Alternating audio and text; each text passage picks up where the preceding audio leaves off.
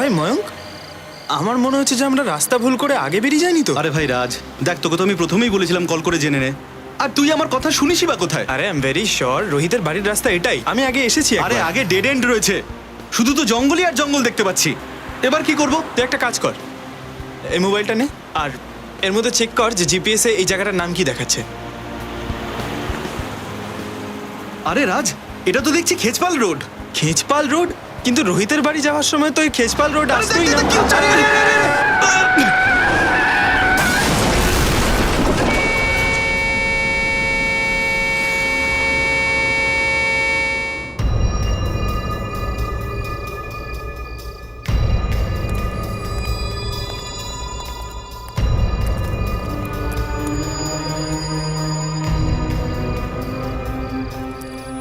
XZ001278 কালো রঙের গাড়ি, ভীষণভাবে ড্যামেজ হয়ে গেছে। মনে হচ্ছে কোনো বড় গাড়িতে ধাক্কা দিয়েছে। দুটো ছেলে খুব খারাপভাবে জখম হয়েছে, বাঁচার কোনো আশা দেখছি না। আমি ওদেরকে হসপিটাল নিয়ে যাবার চেষ্টা করছি। গাড়িটা তুলে নিয়ে যাও।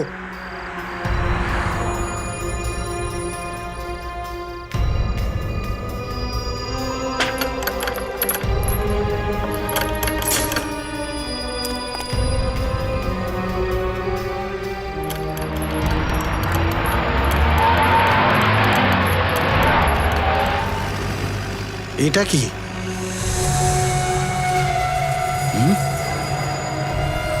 না, এটা তো কারোর কঙ্কাল। এর মানে হলো ডিভাইডারের ভেতরে কারো লাশ ছিল।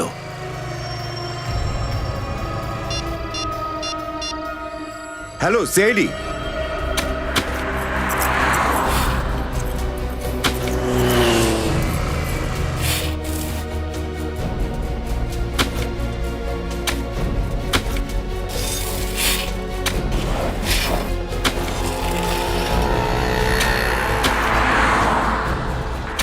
কেউ ভাবতেই পারেনি হয়তো যে এখানে একটা অ্যাক্সিডেন্ট হবে আর এই ডিভাইডার থেকে একটা লাশ বেরোবে।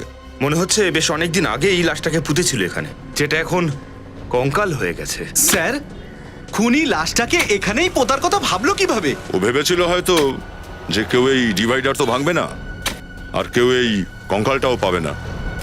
একটা কাজ করো, তোমরা বেরিয়ে এসো, সরো দেখি।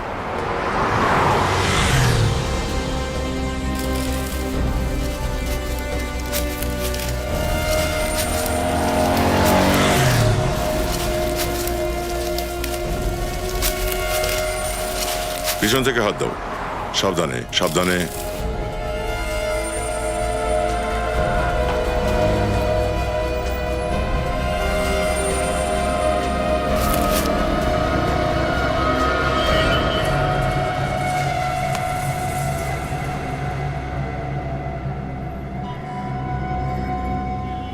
এই কঙ্কালটা কোনো মহিলার মনে হয়, আর এই যে পোশাক আছে এটাও কোনো মহিলার শাড়ি অথবা ওড়নার টুকরো মনে হয়। স্যার, এই কঙ্কালটা কোন মহিলার আর কে তাকে মেরেছিল এটা জানবো কি করে আমরা? ফ্রেডি, খুলির হাড় একদম ঠিকঠাক আছে, মুখটা আবার বানানো যেতে পারে। ঠিকই জানা যাবে যে এই মহিলা কে ছিল আর কে মেরেছে একে। স্যার, খুনি এই ওপেন এরিয়াতে লাশটাকে যে মেরে পুঁতে দিল, কেউ দেখতে পেল না কেন? এই ডিভাইডারটা যারা বানিয়েছিল সেই কন্ট্রাক্টর বা বিল্ডারের ব্যাপারে খোঁজ করতে হবে। তারাই বলতে পারবে যে এই লাশটা কে পুঁতে রেখেছিল এই জায়গায়। আরে তাড়াতাড়ি করো না ভাই, 2 মিনিটের কাজটা তোমরা 2 ঘন্টা লাগিয়ে দিচ্ছ। ঘরে যাবো, তারপর সবাই মিলে ইন্ডিয়া অস্ট্রেলিয়ার ম্যাচ বসে দেখবো। চলো চলো চলো, তাড়াতাড়ি করো, ফটাফট করো, ফটাফট, তাড়াতাড়ি তাড়াতাড়ি তাড়াতাড়ি, চলো চলো চলো।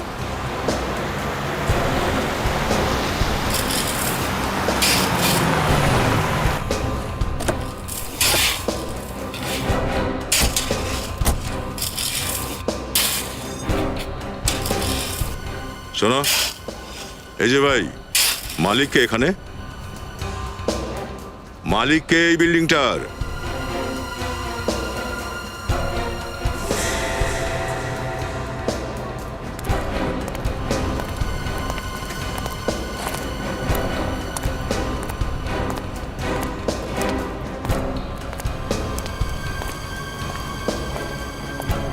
ফাইভ স্কোয়ার কনস্ট্রাকশন কোম্পানির মালিককে এখানে। আগে আমি, বলুন। তেজপাল রোডে যে ডিভাইডারগুলো আছে সেগুলো আপনি বানিয়েছিলেন? আগে হ্যাঁ, কিন্তু আপনারা কে আর এরকম প্রশ্ন করছেন কেন? সিআইডি? দেখুন স্যার, আমরা কোনো ভুলভাল কাজ করিনি। ইনফ্যাক্ট ডিভাইডার বানানোর জন্য যে মেটেরিয়াল ইউজ করেছি সেটাও A1 কোয়ালিটির। সত্যি কথা বলছি, আমরা আজে বাজে কাজ করিনি। কোনো গাফিলতি করেননি আপনি? একটা মহিলার লাশ ডিভাইডারে পোতা আছে। মহিলার লাশ? স্যার এ কি কথা বলছেন আপনি? আগে হ্যাঁ, ওই মহিলাটার কঙ্কাল আমরা ওই ডিভাইডার থেকে পেয়েছি। আপনারা এভাবে আমার দিকে কেন তাকাচ্ছেন? আমি আমি আমি আমি কিচ্ছু করিনি। ইনি কে? ইনি একজন কন্ট্রাক্টর, ডিভাইডার বানানোর কন্ট্রাক্টর। আমি এনাকেই দিয়েছিলাম। দেখুন মানে আমি আমি কাউকে পারিনি, আমি কিচ্ছু করিনি। ডিভাইডার কবে বানানো হয়েছিল? হ্যাঁ, ওই গত বছর 1 মে 2012 থেকে ওই 2রা জুন 2012-র মধ্যেই কাজটা হয়েছিল। 1 মে 2012 থেকে 2রা জুন 2012 পর্যন্ত। হ্যাঁ স্যার, দেখুন স্যার, ওই সাইটে তো সবসময় কাজ চলে না, ওই লেবাররা থাকে। স্যার আমি যদি কিছু করে থাকতাম তো লেবাররা জানতো না। স্যার হতে পারে যে লেবারগুলো কিছু জানে এই ব্যাপারে। ডিভাইডার বানাতে যতগুলো মজুর কাজ করেছে তাদের নাম আর ঠিকানা চাই আমার। আমি দেখা করতে চাই।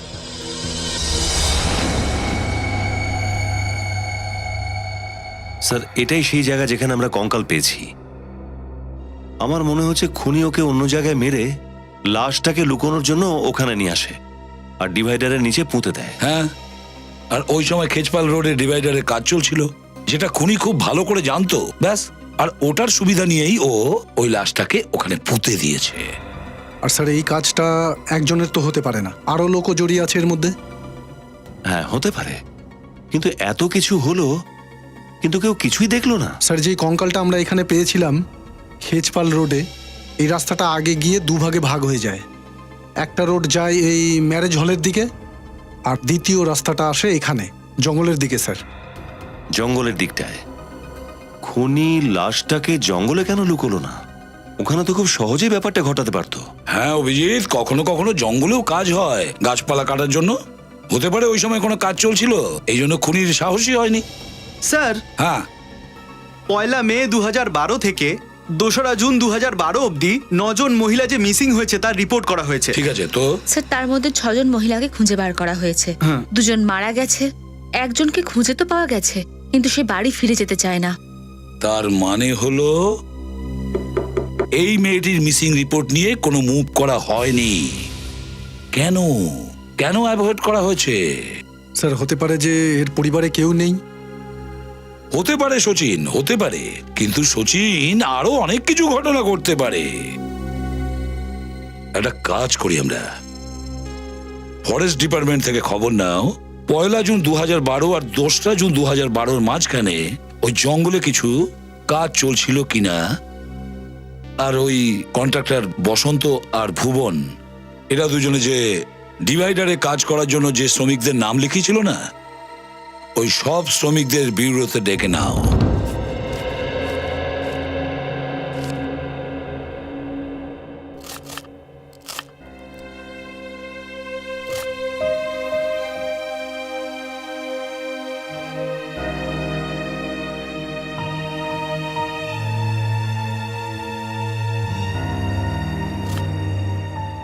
চিন্তা করে কি হবে জিতুর বাবা? চিন্তা হবে না, ওর স্কুলের ফিস দিতে হবে। আচ্ছা এটা বলো, এখনো পর্যন্ত কতটা জমেছে? কত জমাবো? মাত্র 1500 টাকা বাঁচাতে পেরেছি আমি। দেশের বাড়িতে টাকা না পাঠাতে পারলে বাবা মা খুব বিপদে পড়ে যাবে। তুমি চিন্তা করো না, যতটা আছে যেরকম আছে আমরা মিলেমিশে দিন যাপন করে নেবো। এখন আবার কে বেল বাজাচ্ছে? দেখো তো, খুলে দাও।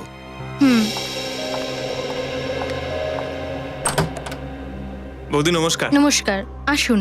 হ্যাঁ বৌদি। আরে সোহন, কি ব্যাপার বল? ভালো আছি ভাই। দৈনিক আমার একটা ছোট্ট কাজ করে দিবি? দেখ ভাই, না করিস না কিন্তু, আমি তোর উপকার না কোনোদিন ভুলবো না। আরে বাবা, ঘাবড়াচ্ছিস কেন? ব্যাপারটা কি বল? এই তুমি চিন্টুকে একটু দেখো, আগে বসে এখানে। দেখ, বসার সময় নেই আমার। আমি না কিছু দিনের জন্য, মানে কিছু সপ্তাহের জন্য বাড়িতে যাচ্ছি। তুই আমার এই ব্রিফ কেসটা তোর কাছে সামলে কিছু দিনের জন্য রাখতে পারবি? আরে বাবা রাখবো, এর মধ্যে কি আছে? ঘরোয়া জিনিসপত্র আছে।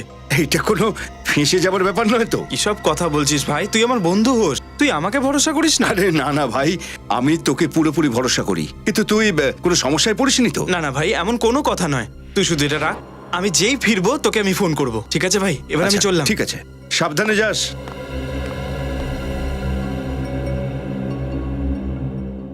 এই ব্রিফকেসটা কার? ওটা সোহনের, ও আমাকে দিয়ে গেল। ওকে হঠাৎই গ্রামে যেতে হচ্ছে, ও যখন গ্রাম থেকে ফিরবে আবার এটা নিয়ে যাবে। আচ্ছা, এখন আবার কে ফোন করলো? হ্যালো, হ্যাঁ আমি বলছি। কি? বলো, খেচপাল রোডে যে নতুন ডিভাইডার তৈরি হয়েছিল ওখানকার কাজ কতদিন ধরে চলছে? 1 মাস। 1 মাস? কিন্তু স্যার, আমরা কিন্তু কাউকে খুন করিনি, আমরা খুনি নই, শ্রমিক। বসন্ত বাবু, আপনি কিছু বলুন না। এতে আমার কি বলার আছে? ডিভাইডারের নিচে লাশ পাওয়া গেছে, সিআইডি তো জিজ্ঞেস করবেই।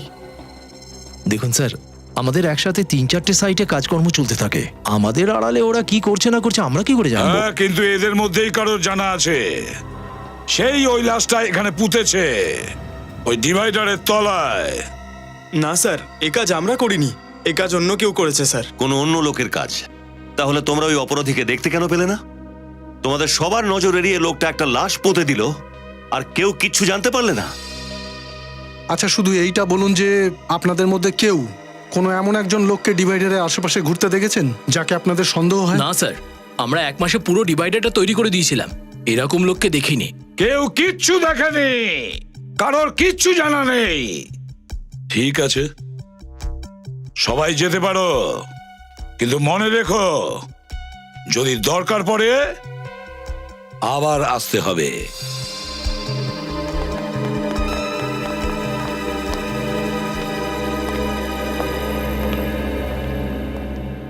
স্যার, স্যার, আপনি এদের যেতে কেন দিলেন? আমাকে একটা সুযোগ দিলে না, আমি এরকম করে ওদের মুখ থেকে সব বার করে নিতাম। পঙ্কজ, তুমি চান্স পাবে, এখন শান্ত হয়ে যাও। হ্যাঁ পূরবী? স্যার, ওই দৈনিক নামের শ্রমিককে একটু বেশি চিন্তিত লাগছে। দৈনিক? স্যার, চেহারাটা দেখে কিন্তু তাই মনে হচ্ছিল কিছু লুকোচ্ছে। হ্যাঁ অভিজিৎ, আমারও একটু গোলমাল লাগছে ওকে। এই সব লোকের ওপর নজর রাখো, ওই কন্ট্রাক্টরও আর ওই শ্রমিকদেরও, বিশেষ করে ওই দৈনিক।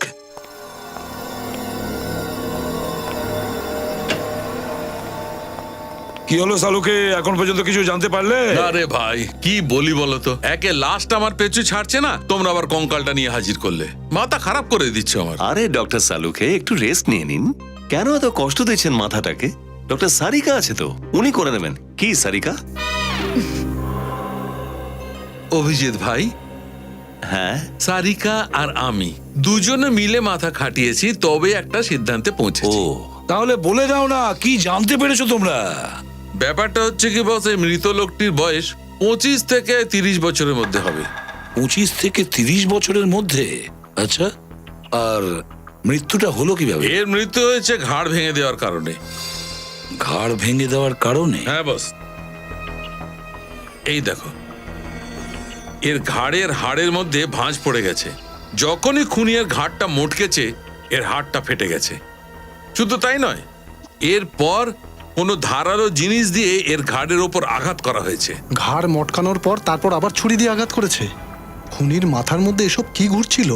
হতে পারে খুনি চাইছিল যে ও কোনোভাবেই যেন বাঁচতে না পারে, এই জন্য ও আরো একবার চেষ্টা করেছিল। একবার নয় বস, খুনি বারবার এর গলার ওপর আঘাত করেছে, আর তারপর এর গলাটাও কেটে দিয়েছে।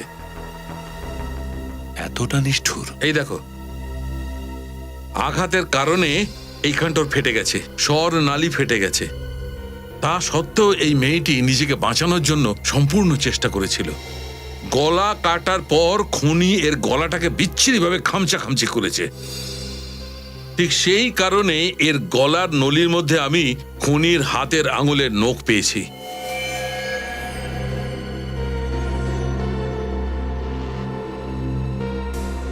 তাহলে অভিজিৎ, হয়তো খুনির হাতের আঙ্গুলে এই নখটা নেই।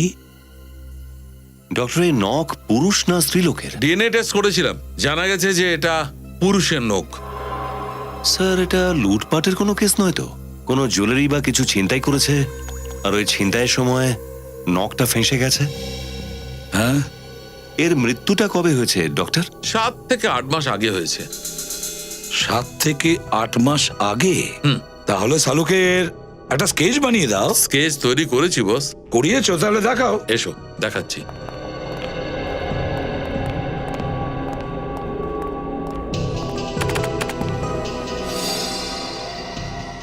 স্যার, হ্যাঁ,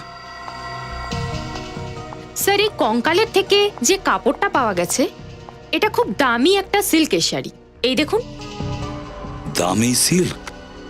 হ্যাঁ স্যার, পাটোলা সিল্ক। আর এর উপর যে সেলাই করা হয়েছে সেটা মেশিনে নয় বরং হাতে করা হয়েছে। আচ্ছা, স্যার, পাটোলা সিল্কের ওপর হাতের এই কাজ, এটা তো মনে হচ্ছে গুজরাটের কোনো জেলার। তাহলে এক কাজ করো অভিজিৎ, গুজরাটে পাটনে যাও, খোঁজ নাও এই ধরনের সেলাই কোন কারখানায় হয়, আর সেখানে গিয়ে এই মেয়েটির ফটোও দেখাও। হয়তো এই মেয়েটির ব্যাপারে অনেক কিছু আমরা জানতে পারবো।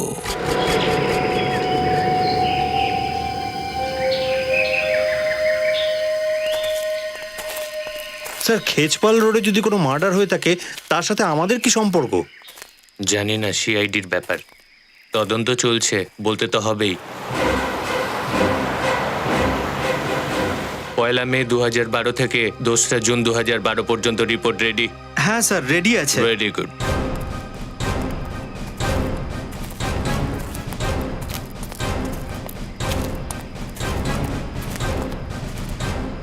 নমস্কার স্যার, আমার নাম অময়, আর ইনি আমাদের head of the department mister Chandan. Hello officer. Hello, নমস্কার স্যার। নমস্কার। দেখুন, এটা আমাদের খুঁজে বার করতে হবে যে 1 মে 2012 থেকে 2 জুন 2012 মধ্যে এই জঙ্গলের মধ্যে আপনাদের কোনো কাজ চলছিল? হ্যাঁ, কাজ তো চলছিল, কিন্তু কেন স্যার? সেই সময় একজন মহিলার খুন হয়ে যায়, আর খুনি ওই মহিলার লাশ খেজপাল রোডের ডিভাইডারের তলায় পুঁতে দেয়। তাই আমরা এটা জানতে চাইছি যে সেই সময় জঙ্গলের মধ্যে কোনো অপরিচিত ব্যক্তিকে আসা যাওয়া করতে দেখেছেন? দেখুন, এমনিতে তো আমরা সন্ধ্যে 6টা অবধি কাজ করি, কিন্তু একবার আমাদের ওয়ার্কাররা রাত্রি 1:30টা পর্যন্ত কাজ করেছিল। সেদিন কত তারিখ ছিল? খুব সম্ভব 1 জুন ছিল, আর আমরা ওই রাতে সমস্ত গাছের মার্কিং করছিলাম। ওই দিন রাতে এখানে এমন কোনো লোককে দেখেছিলেন ঘোরাঘুরি করতে যার ওপর সন্দেহ হয়?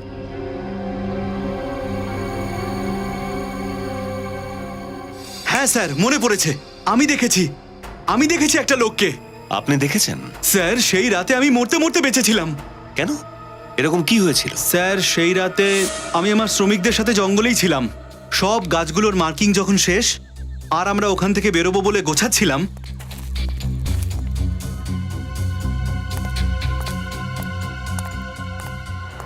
হঠাৎ করে একটা জোরে গাড়ি এলো আর আমায় ধাক্কা মারলো। আমি ওঠার আগে গাড়িটা রিভার্স করে চলে গেল আর আমার বাদিক থেকে খুব স্পিডে চলে গেল, আর ওরা গাড়িটা নিয়ে পালিয়ে গেল। কটা সময় এটা হয়েছিল? মনে হয় 9টা, 9:30টার মধ্যে।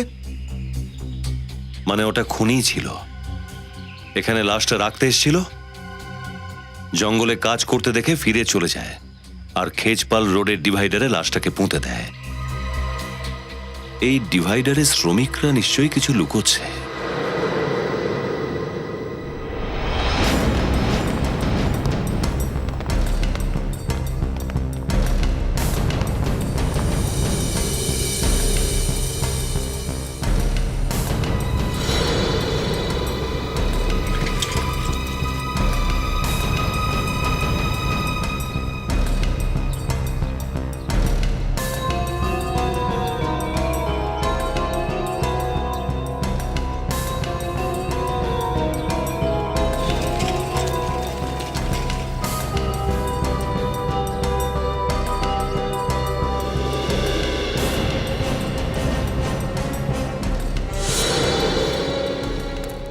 স্যার, স্যার চেতনের ব্যবহার একদম ঠিক ছিল, দেখে মনে হচ্ছে না ওখানে ভুল কাজ করবে। স্যার, এদিকেও সব ঠিক আছে। কোনো মজুরের ব্যবহারে কোনো পরিবর্তন পেলে না? হ্যাঁ স্যার, যেমন করে ওরা আগে কাজে যেত এখনো ঠিক একইভাবে কাজে যাচ্ছে। দেখে তো মনে হচ্ছে না কোনো ব্যাপারের কোনো টেনশন আছে। টেনশন করছে না তার কারণ ওরা কোনো অন্যায় কাজ করেনি, কিন্তু এই যে দৈনিক, এর ব্যবহারটা একটু গড়বড়ে মনে হচ্ছে। আমি কতবার বারণ করেছি, এই সুহান লোকটা একদম ভালো নয়, আর তুমি আমার কথাটাই শোনো না, ঠেলে দিল না আমাদের বিপদের মুখে। তুমি চিন্তা করো না, আমি সমস্যা থেকে বেরোনোর একটা রাস্তা ভেবেছি। কিন্তু তুমি এই বিফরেস্টটা নিয়ে কোথায় যাচ্ছ?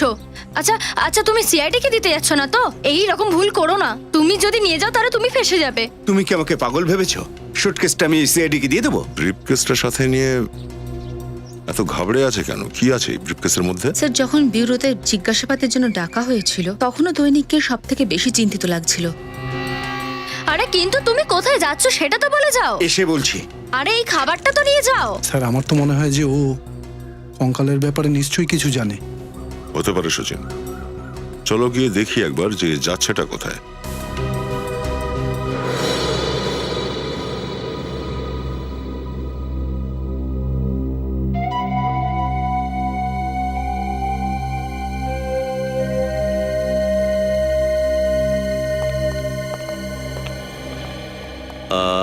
মালিক কোথায় এখানকার? এক্সকিউজ মি,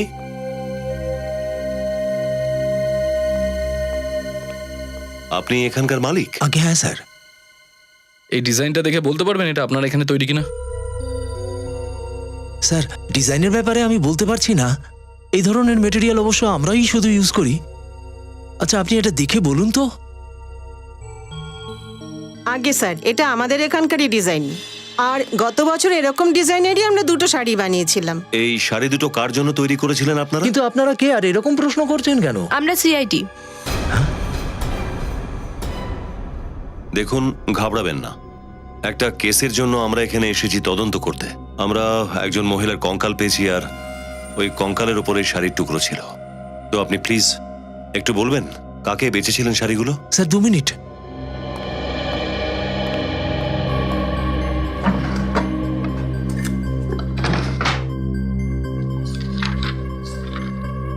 স্যার, এই যে এই দুজন আছে, একজন জিগ্নেশ বাবু, উনি বিশাল বড় বিজনেসম্যান। উনি ওনার স্ত্রীর জন্য অর্ডার দিয়েছিলেন 1 জানুয়ারি 2012-তে। আর দ্বিতীয়টা? দ্বিতীয়জন তানিয়া দেবী, উনি মুম্বাইয়ের। এনাকে আমরা ডেলিভারি দিয়েছিলাম 25 মে 2012 স্যার। তানিয়া দেবী মুম্বাই থেকে? ইনি আমাদের বহুদিনের পুরনো কাস্টমার স্যার। আমার মনে হয় ওনার বিয়ে হয়ে গেছে আর উনি বিদেশে চলে গিয়েছেন স্যার। ওনার বিয়ে কবে হওয়ার কথা ছিল? 1 জুন 2012 স্যার। আচ্ছা, উনি কি এই ভদ্রমহিলা? হ্যাঁ স্যার, ইনি তো। এই তানিয়া দেবীর অ্যাড্রেস আর ফোন নাম্বার নিশ্চয়ই আপনার কাছে আছে।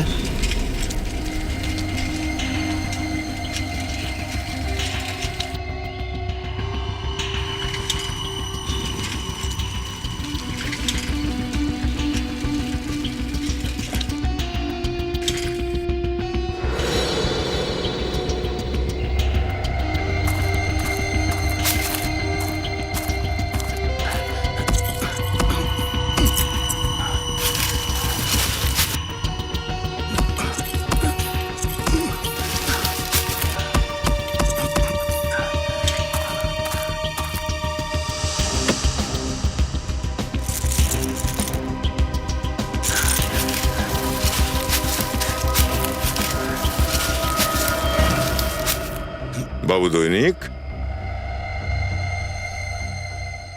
কেন এমন কাজ করছো? হ্যাঁ, এমনিতেই সোনার দাম খুব চড়ে গেছে, আর তুমি সোনা পুঁতে রাখতে চাইছো? কই না তো স্যার, আমি তো শুধু পুঁতে দেওয়ার তো এর পুরনো অভ্যাস স্যার। এর আগে ওই মহিলাকে মেরে ওই ডিভাইডারে পুঁতে দিয়েছিল, আর এখন এখানে এই সোনা পুঁতছে। হ্যাঁ না না স্যার, আমি কাউকে পুঁতিনি স্যার। আপনি আমাকে দোষারোপ করছেন স্যার। আমরা অন্যায় দোষ দিচ্ছি, আর যেটা আমরা দেখলাম সেটা সব মিথ্যে। হ্যাঁ, আমি কিচ্ছু করিনি স্যার, আমি সত্যি কিছু করিনি স্যার। স্যার আমি কিচ্ছু করিনি স্যার। স্যার, তানিয়াকে চেনো তুমি? আমি সত্যি জানি না স্যার তানিয়া কে ছিল। স্যার, এতে খুবই দামি পাথর লাগানো রয়েছে, কোনো বিয়ের কোণের মনে হচ্ছে। বল দৈনিক, কার গয়না এগুলো? স্যার আমি সত্যি জানি না স্যার। তাহলে নিশ্চয়ই তুই চুরি করেছিস অথবা খুন না করেছিস। স্যার, আমি সত্যি করিনি স্যার। আমি কাউকে মারিনি স্যার, আমি কিচ্ছু করিনি স্যার। আমি শুধু নিজেকে বাঁচাতে চাইছিলাম স্যার। বাঁচাতে চাইছিলিস? কাদের থেকে? আপনাদের থেকে স্যার। ও আমাকে একদম ফাঁসিয়ে দিয়েছে স্যার, দিব্যি দিয়ে বলছে স্যার এই ব্রিফকেসটা আমার নয় স্যার। কার তাহলে? শোনেন ম্যাডাম, ও আমাকে ব্রিফকেসটা রাখতে দিয়েছিল স্যার। আমি সেই সময় কিছু জানতাম না স্যার যে এর মধ্যে কি আছে। কার কথা বলছিস? আমার বন্ধু বলেছিল দুদিনের জন্য গ্রামে যাচ্ছে, 30 থেকে 1 জুন।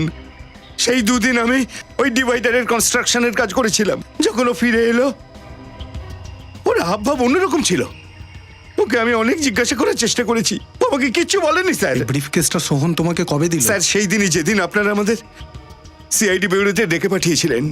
আমি খুব ভয় পেয়েছিলাম স্যার, সেই জন্য আমি ভয় পেয়ে এই ব্রিফকেসটা ভেঙে ফেলেছিলাম আর স্যার। যখন তুমি জানতে পারলে যে কিছু না বলে তোমার বন্ধু তোমাকে এই দামি গয়নাগুলো রাখতে দিয়েছে, তো তোমার সন্দেহ হয় ওর উপর। হ্যাঁ স্যার। তো এই তোমার বন্ধু কোথায়? স্যার আমাকে বলে গিয়েছিল যে ও গ্রামে যাচ্ছে স্যার, মঙ্গলি স্যার। স্যার তার মানে তানিয়ার খুনের পিছনে সোহনের হাত আছে? অবশ্যই সোহনেরই হাত আছে, আর তাই ও গ্রামে পালিয়েছে। মঙ্গলিতে গিয়ে খোঁজ করতে হবে, আর একে অ্যারেস্ট করে নাও। দেখো লাইটের সুইচ কোথায়?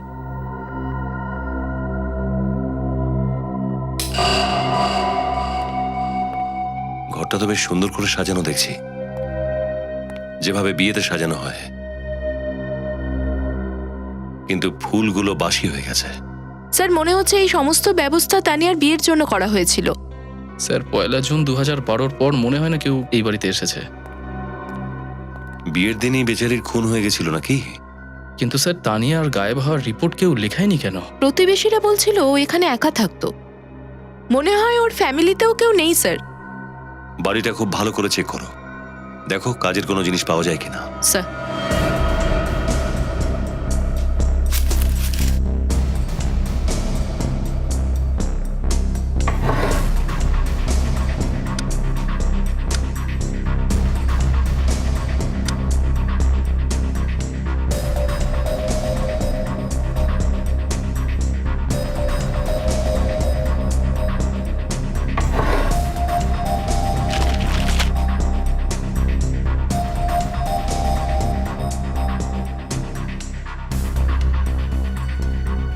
তানিয়া,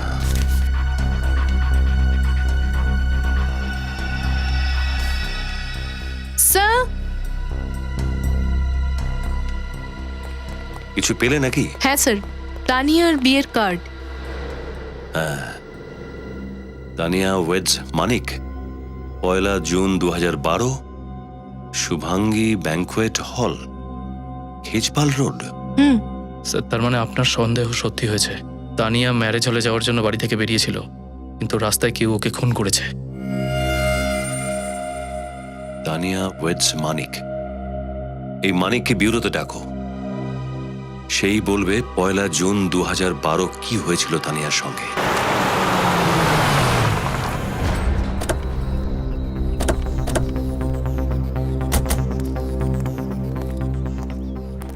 এই যে শোনো ভাই। হ্যাঁ বলুন। আচ্ছা এই সোহন কোথায় থাকে? কে সোহন? আরে ওই সোহন যে দুদিন আগেই মুম্বাই থেকে এখানে এসেছে। আচ্ছা আচ্ছা, ওই সোহন। স্যার আপনারা মনে হয় জানেন না, কি?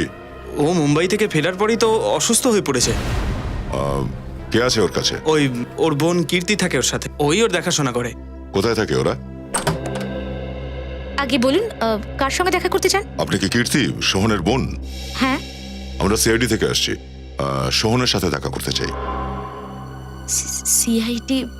দেখুন, ভয় পাওয়ার কিছু হয়নি। আমরা ওনার সঙ্গে কিছু দরকারি কথা বলতে চাই। আসুন। দাদা, ওনারা সিআইডি থেকে এসেছেন, তোমার সাথে কথা বলতে চান।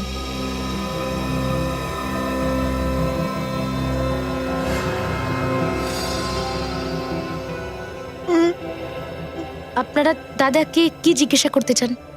আসলে দাদা ঠিকমতো বলতেও পারবেন না। কি কি হয়েছে?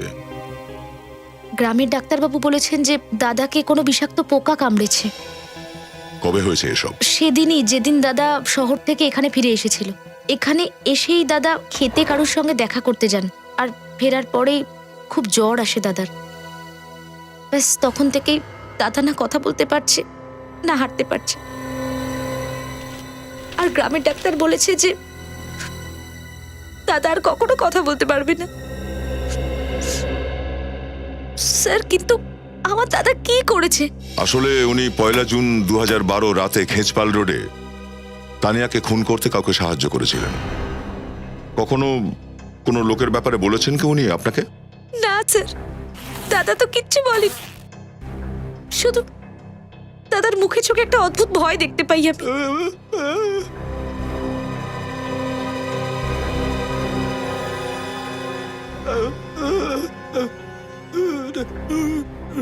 কি স্যার এ নিজের নিজের বোনের দিকে ইশারা করছে। কীর্তি? কীর্তি কিছু করেছে? দেখুন সোহন, কি বলতে চাইছেন আমরা বুঝতে পারছি না। কি? হ্যাঁ,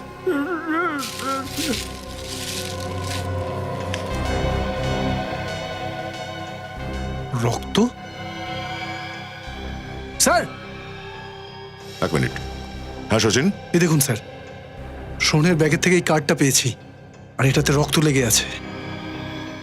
সমাজ সেবা কার্যক্রমের এটা একটা ভিআইপি পাস, যেটা 1 জুন 2012-তে অনুষ্ঠিত হয়েছিল।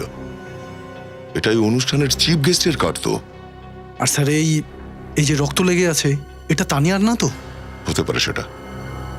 এই ভিভিআইপি পাসটা সোহনের ব্যাগে ছিল, তার মানে ইনি নিশ্চয়ই এই চিফ গেস্টকে চিনতেন। আর এই পাসটাও কোনো একটা বিশেষ কারণে নিজের কাছে রেখে দিয়েছিল। একটা কাজ করি, এসো।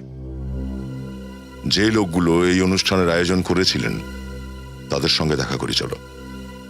ওখান থেকেই জানতে পারা যাবে কার্ডের ওপরে এই রক্তের রহস্যটা কি। এসো স্যার, এই যে মানিক। হ্যাঁ মানিক, মানিক এই ফটোটা দেখো, একে চেনো তুমি? এই তো স্যার তানিয়া, ওর সঙ্গে আমার বিয়ে হওয়ার কথা ছিল। হ্যাঁ, তানিয়ারই ছবি এটা। আমি বলতে চাইছি তানিয়াই ছিল। যেখানে তোমার বিয়ে হওয়ার কথা ছিল সেখানে, ওখান থেকে কিছুটা দূরে আমরা তানিয়ার এই কঙ্কালটা পেয়েছি। কি? এটা হতে পারে না স্যার। সেটাই হয়েছে মানিক বাবু। কেউ তানিয়াকে বিয়ের পোশাকেই মেরে ফেলেছে আর ওকে মাটিতে পুঁতে দিয়েছে।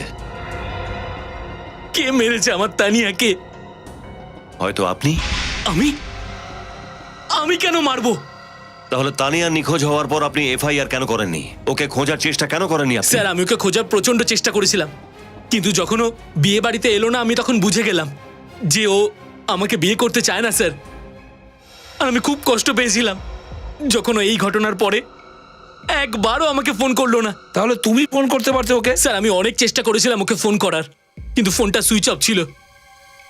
কিন্তু আমি জানতাম ওর কিছু আত্মীয়রা আমাদের বিয়ের বিপক্ষে ছিল। স্যার তানিয়া ওদেরকে খুব ভয় পেত, আর ও সবসময় বলতো যে ওর আত্মীয়রা খুবই বিপজ্জনক আর খুবই পাওয়ারফুল লোক। ও যখন বিয়ে বাড়িতে এলো না, তখন আমাদের বাড়ির লোকেরাও খুব রেগে গেল স্যার। আর আমি তখন বুঝে গেলাম যে ও ওর আত্মীয়দের জন্য ভয় পেয়েই এমনটা করেছে স্যার। কারা মনে আছে যারা ওর আত্মীয়? কখনো তানিয়া কি ওদের নাম বলেছিল? না স্যার, ও কোনোদিনও দেখাই করায়নি। তানিয়ার বাবা মার সাথে কথা বলনি কেন তুমি? তানিয়ার মা বাবা কেউ নেই স্যার। তানিয়ার সাথে শেষবারের মতো কখন কথা বলেছিলেন আপনি? এই ধরুন 8:30 নাগাদ, যখন ও বিউটি পার্লার থেকে বিয়ে বাড়ির জন্য বেরিয়েছিল। মানে যা কিছু হয়েছে সেটা বিউটি পার্লার আর ওই ম্যারেজ হলের মাঝখানেই হয়েছে। শুভাঙ্গী হল তো খেজপাল রোডে, তাই না? হ্যাঁ স্যার। তো সেদিন যখন আপনি ওখানে গেলেন, তো ওই ডিভাইডারের ওপর কি কোনো কাজ চলছিল? হ্যাঁ স্যার, চলছিল। ওখানে কাউকে দেখেছিলেন আপনি? না স্যার, কিছু দেখিনি স্যার। কারোরই চোখে পড়েনি। ঠিক আছে, যেতে পারো তুমি। আচ্ছা স্যার।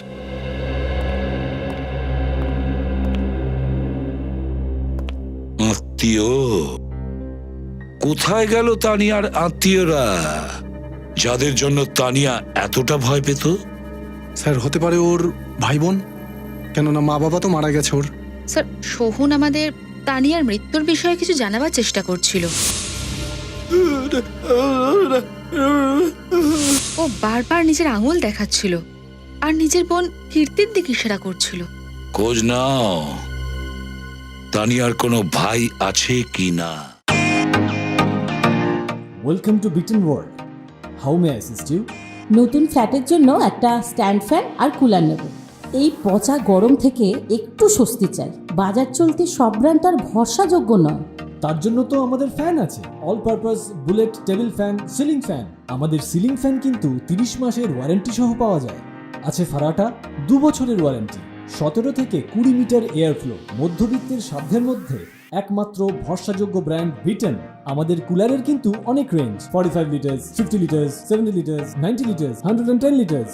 হানিকম সহযোগে বিটেনের সব কুলারের ওয়ারেন্টি 1 বছর। চেনা হাওয়ায় অচেনা অনুভূতির জন্য একমাত্র আদর্শ বিটেন। গরমে স্বস্তি পেতে বিটেনের ফ্যান হোক বা কুলার, আজই আনুন বাড়িতে। Beaten, digitally yours.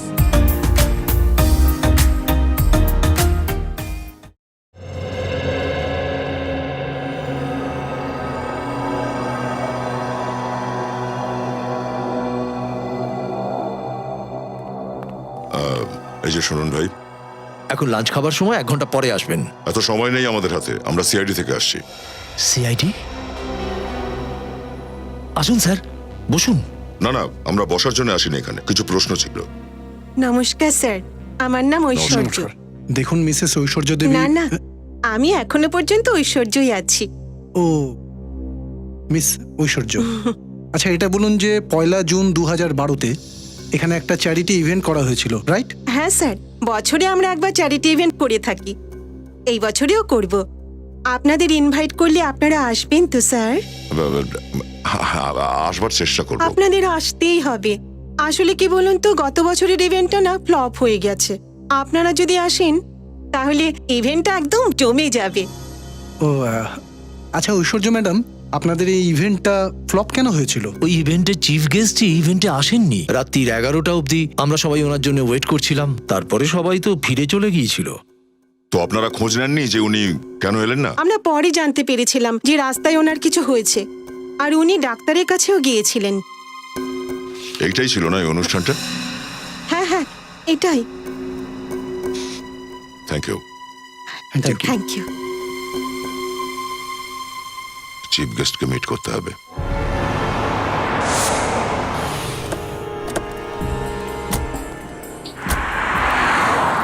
এইখানটায় পেয়েছিলাম তানিয়ার কঙ্কাল, আর একটু পরে যে দুটো রাস্তা যাচ্ছে, এই দিকটাতে তো ম্যারেজ হল, আর এই দিকটাতে জঙ্গল আছে।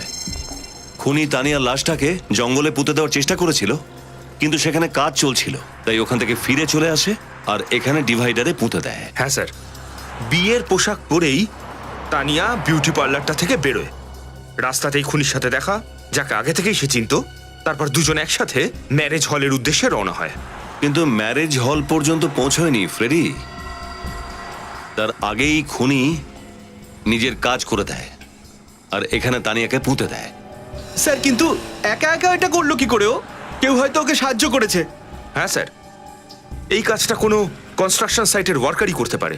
অন্য কেউ করলে এরকম ফিনিশিং করতে পারতো না। পরের দিন যখন বাকি ওয়ার্কাররা এখানে আসতো, তখন এবড়ো খেবড়ো কাজ দেখে ওরা আবার এটাকে ভেঙে ফেলতো, তখনই লাশটাকে দেখতে পেত। স্যার, এই কাজটা নিশ্চয়ই সোহন করেছে। ওর কাছেই তো সোনার গয়না ছিল, যেটা ও দৈনিককে দিয়েছে। হয়তো তানিয়ার গলা থেকে নিয়ে দিয়েছে। আর সোহনকে এই কাজটার জন্য একটাই লোক ডাকতে পারে। হ্যাঁ দয়া, একদম ঠিক দয়া, একদম ঠিক। ঠিক ভাবছো তুমি। সমস্ত প্রমাণ ওই লোকটার দিকে ইঙ্গিত দিচ্ছে। খুনি ওই দয়া। হ্যাঁ ওই, তুলে নাও okay. Welcome to Biten world. How may I assist you? নতুন ফ্ল্যাটের জন্য একটা স্ট্যান্ড ফ্যান আর কুলার নেব। এই পচা গরম থেকে একটু স্বস্তি চাই। বাজার চলতি সব ব্র্যান্ড আর ভরসাযোগ্য নয়। তার জন্য তো আমাদের ফ্যান আছে, all purpose bullet table fan, ceiling fan. আমাদের সিলিং ফ্যান কিন্তু 30 মাসের ওয়ারেন্টি সহ পাওয়া যায়। আছে ফারাটা 2 বছরের ওয়ারেন্টি, 17 থেকে 20 মিটার এয়ার ফ্লো, মধ্যবিত্তের সাধ্যের মধ্যে একমাত্র ভরসাযোগ্য ব্র্যান্ড বিটেন। আমাদের কুলারের কিন্তু অনেক range, 45 litres, 50 litres, 70 litres, 90 litres, 110 litres. Honeycomb সহযোগে বিটেনের সব কুলারের ওয়ারেন্টি 1 বছর। চেনা হাওয়ায় অচেনা অনুভূতির জন্য একমাত্র আদর্শ বিটেন। গরমে স্বস্তি পেতে বিটেনের ফ্যান হোক বা কুলার, আজই আনুন বাড়িতে। Beaten, digitally yours.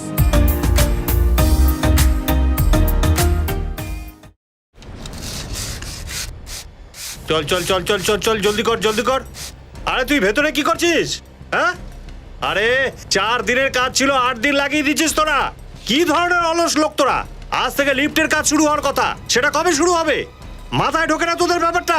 আচ্ছা ভুবন বাবু, আপনি কি কন্ট্রাক্টরকে শুধু লেবারদের উপরে চাচাবার জন্যই রেখেছেন? আসলে বসন্তবাবু এরকমই, ছোট ছোট কথায় রেগে যান ঠিকই, কিন্তু লেবারদের দিয়ে ভালো কাজ করিয়ে নিতে পারেন। আচ্ছা, আপনি কোনো তানিয়া নামের মেয়েকে চিনতেন? তানিয়া? না স্যার। ঠিক আছে। আরে চল চল চল চল, তাড়াতাড়ি কর তাড়াতাড়ি কর। জানি না কখন কাজ শেষ করবে এরা, বুঝতেই পারছি না কিছু। স্যার, আপনারা এখানে? কি করব, সিআইডির কাজটাই এরকম, আসা যাওয়া লেগেই থাকে। হ্যাঁ স্যার। বসন্ত বাবু, আপনি তানিয়া বলে কাউকে চিনতেন? তানিয়া? না স্যার। এই তানিয়াটা কে স্যার? আমি কোনো তানিয়াকে তো জানি না। এর গলার হাড়ের মধ্যে আমি খুনির হাতের আঙুলের নখ পেয়েছি। বসন্ত বাবু, আপনার হাতের এই বুড়ো আঙুলটা ছোট থেকেই কি এমনই, নাকি কারোর সাথে মারামারি করতে গিয়ে এমন হয়েছে নখটা? না স্যার, আসলে এটা হলো গিয়ে ওই মানে, হ্যাঁ, আমার ওই গাড়ির টায়ারটা বদলানোর সময় আমার নখটা ওখানে ঘষে যায় আর এই নখটা ভেঙে যায় স্যার। গাড়ির টায়ার পাল্টাচ্ছিলেন নাকি তানিয়ার গলা টিপছিলেন? স্যার, ও স্যার,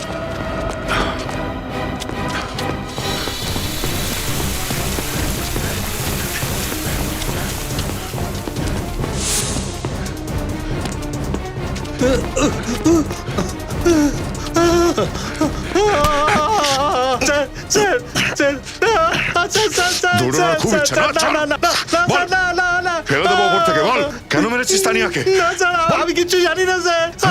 আমি কিচ্ছু জানি না, আমি কিচ্ছু জানি না স্যার। আমি কিচ্ছু জানি না।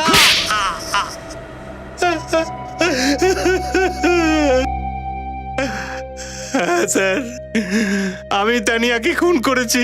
শুধু এটাই নয়, তুমি ওর ঘাড় ভেঙে দিয়েছো, গলা কেটেছো। লজ্জা করে না তোমার নিজের বোনকে এভাবে এরকম নৃশংসভাবে খুন করতে? ও আমার নিজের বোন ছিল না। ও তো সম্পর্কে তোমার বোনই ছিল, তাই না? হ্যাঁ, কেন খুন করেছো ওকে? কারণ আমি ঘেন্না করতাম ওকে। বাবা সমস্ত সম্পত্তি ওকে লিখে দিয়েছিল, আমার নামে একটা কানাকড়িও লিখে যায়নি। যদিও মানিককে বিয়ে করতো তো মানিক ওর সমস্ত সম্পত্তি নিয়ে নিত, সবকিছু ওর নামে হয়ে যেত। এই জন্য আমি তানিয়াকে ডাকলাম। আমি চেয়েছিলাম ও কাগজে সই করে দিক, যাতে যাতে বিয়ের পর সমস্ত প্রপার্টি আমার নামে হয়ে যায়। দেখ তানিয়া, তোর বিরুদ্ধে আমার কোনো অভিযোগ নেই। তুই একবার এই সম্পত্তির দলিলে সই করে দে, এরপর তোর রাস্তা আলাদা, আমার রাস্তা আলাদা। এটা কি বসন্ত দাদা? আমি ভেবেছিলাম তুমি পুরনো সব কথা ভুলে গিয়ে তোমার এই সৎ বোনকে ভালোবেসে কাছে টানতে চাও, কিন্তু তুমি আমার বিয়ের দিনে এই পেপারে আমাকে সাইন করতে বলছো। আমি আমার সম্পত্তি কখনো তোমাকে লিখে দেব না। গাড়ি থামাও। এই গাড়ি তো তখনই থামবে যখন তুই এই কাগজের উপর সই করবি। এতদিন আমি চুপ করেছিলাম, এমনকি আমি মানিককেও কখনো বলিনি যে আমার এক সৎ দাদাও আছে, যে শুধু টাকাকে ভালোবাসে, আমাকে নয়। কিন্তু এবার আমি সবাইকে তোমার স্বরূপটা চিনিয়ে দেব। আমি বলছি গাড়িটা থামাও দাদা, আমি কিন্তু খুব জোরে চিৎকার করবো। গাড়িটা থামাও দাদা, গাড়িটা থামাও, বাঁচাও, কেউ আছে, বাঁচাও।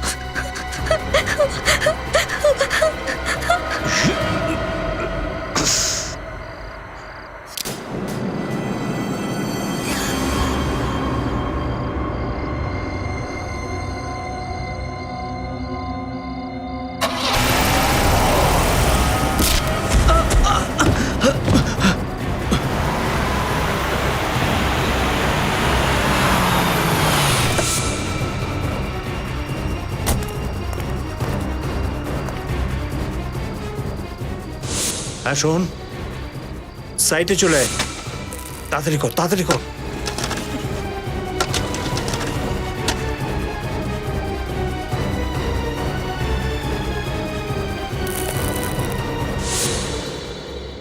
কিন্তু তুমি স্বপ্নেও কখনো ভাবতে পারোনি যে ওই রাস্তায় একদিন অ্যাক্সিডেন্ট হবে, ডিভাইডার ভাঙবে, আর তোমার অপরাধ সামনে চলে আসবে। কেন সোহমের উপর হামলা করেছো তুমি? কারণ একমাত্র ওই ছিল যে আমার রহস্য জানতো। তারপরে ধরা তো তুমি পড়লে, হ্যাঁ? ধরা তো পড়লেই।